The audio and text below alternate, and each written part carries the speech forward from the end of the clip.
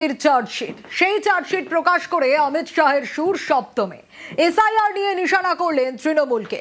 সীমান্তে কাঁটা তার নিয়েও শানালেন আক্রমণ। এপ্রিলে পশ্চিমবঙ্গে দু দফায় ভোট, তার আগে বিজেপির চার্জশিট। শনিবার চার্জশিট প্রকাশ করেন অমিত শাহ। এসআইআর এ তৃণমূলের ভূমিকা নিয়ে সুর চড়ান। चुनाव आयोग जैसी संवैधानिक संस्था पर गाली गलौज करना ये बंगाल की संस्कृति को शोभा नहीं दे। एसआईआर पूरे देश भर में हो रहा, कहीं पर जुडिशियल ऑफिसर नहीं लगाने पड़े, सिर्फ बंगाल में लगाने पड़े। कारण क्या है? यही चुनाव के अंदर तमिलनाडु में भी एसआईआर हुआ, कोई कोर्ट केस नहीं हुआ। केरल में भी एसआईआर हुआ, कोई कोर्ट केस नहीं हुआ। तमिलनाडु में डीएमके की सरकार है, केरल में कम्युनिस्टों की सरकार है।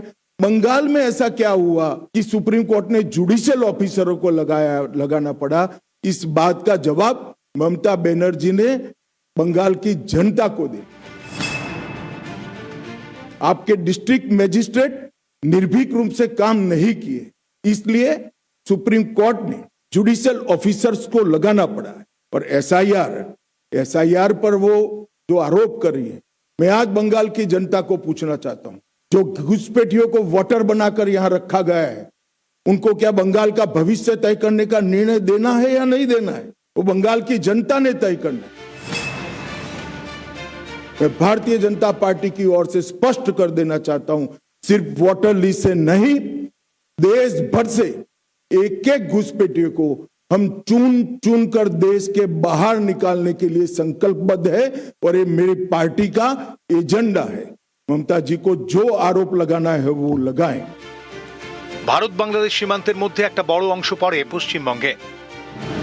প্রায় ৩,২২৩ কিলোমিটার ভারত বাংলাদেশ স্থল সীমান্ত, এছাড়াও জল সীমান্ত প্রায় ৯১৯ কিলোমিটার। এর মধ্যে পশ্চিমবঙ্গের সীমান্ত প্রায় ২,২১২ কিলোমিটার।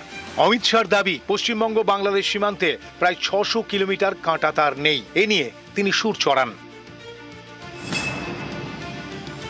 आज ममता बनर्जी जी को स्पष्ट पूछना चाहता हूं कि घुसपैठिए इतने आ गए कि आपकी सरकार सो रही है? मुझे मालूम है वो कहेगी कि बीएसएफ क्या कर रही है। बीएसएफ तभी रोक सकती है जब आप बॉर्डर पर बाढ़ लगाने की हमें भूमि दे। 600 किलोमीटर बाढ़ अधूरी रह गई।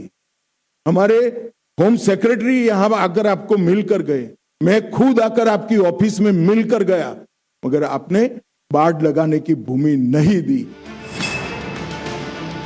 घुसपैठियों की वोट बैंक आप बनाना चाहते। हमने कोई पॉलिटिकल ईगो नहीं रखा, हमने आपके साथ संवाद किया, संपर्क किया, पत्र व्यवहार किया, मगर आपने हमें भूमि नहीं दी है।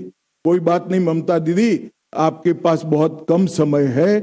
6 मई को भारतीय जनता पार्टी की सरकार बनेगी और 45 दिन में सभी भूमि बाढ़ के लिए जो उपलब्ध कराना है वो भारत सरकार को बंगाल की भारतीय जनता पार्टी की सरकार उपलब्ध करा देगी और हम घुसपैठ को रोकेंगे।